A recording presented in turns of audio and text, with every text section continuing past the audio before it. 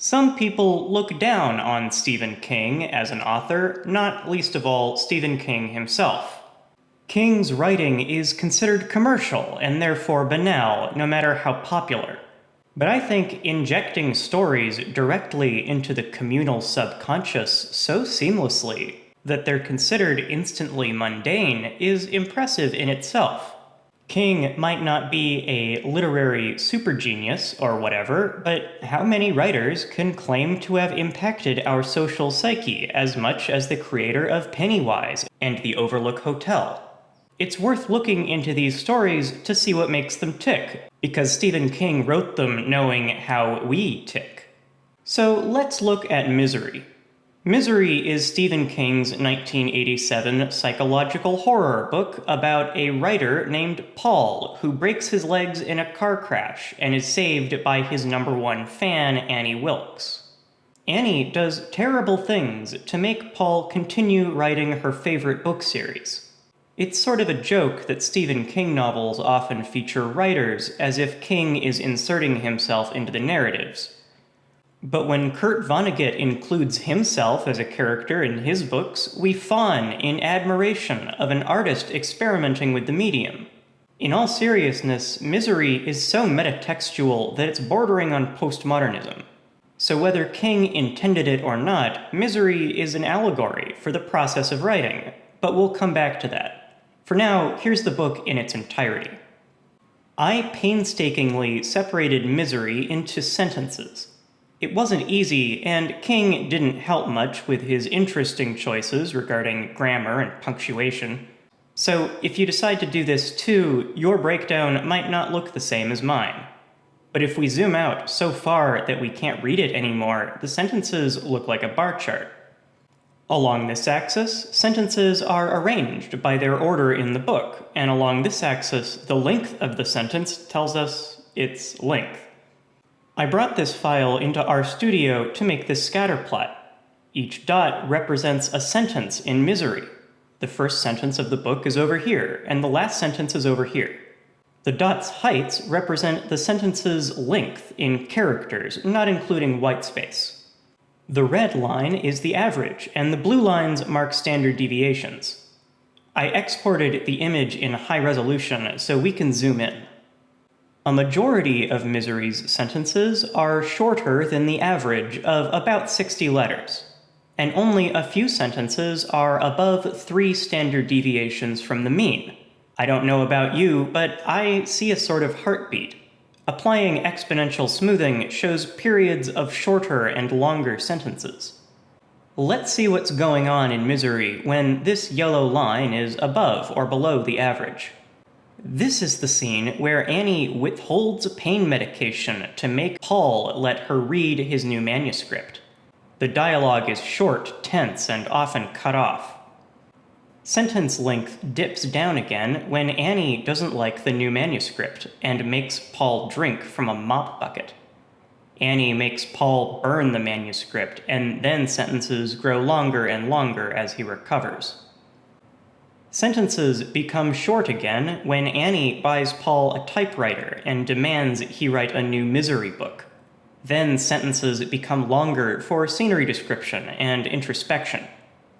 When Paul starts writing Misery's return, the increased sentence length of the contained narrative is pronounced. When Annie crushes a rat to death with her hand, the sentences are short. Then Annie leaves, and Paul has a flashback, and the sentences are long. Here, Paul reads through Annie's newspaper clippings detailing people she's killed. As the horror sets in, the sentences become brutally short. Then Paul reads the most important article, and the sentences are long and newsworthy. Annie demands Paul admit to leaving his room and snooping around the house. The sentences are short and don't get longer again until after Paul's been hobbled, and he goes back to writing with his tail between his legs. When the action is harsh, the sentences contract. When the scene relaxes, the sentences expand. The biggest exception sort of proves the rule. This dot here is the longest sentence in Misery by far, but it's actually lots of sentences run together as Annie Wilkes cuts off Paul's thumb and threatens to make him eat it.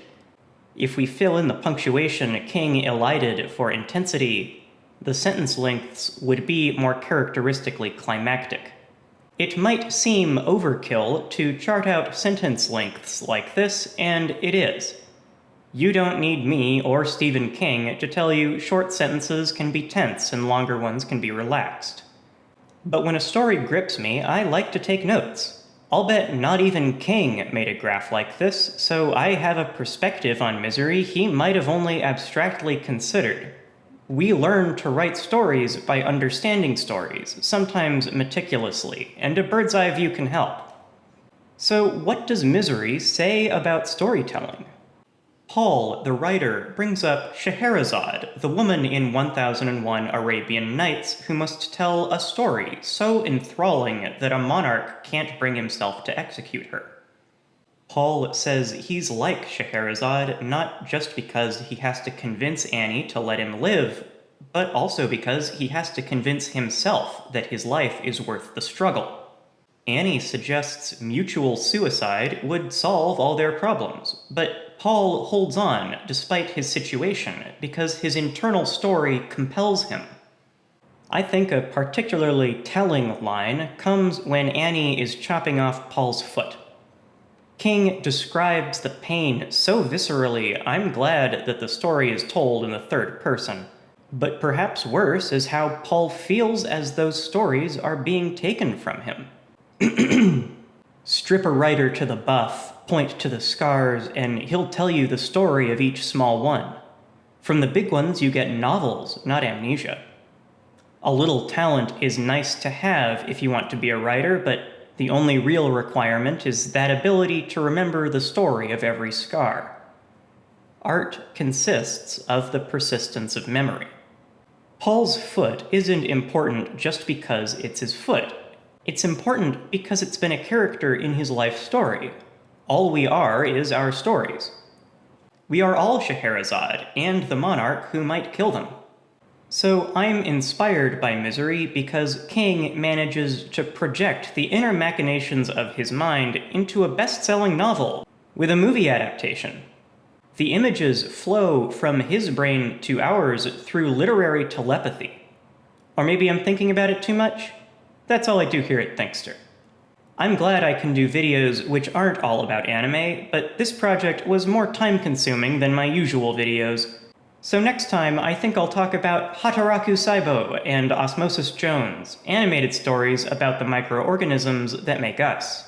See you then!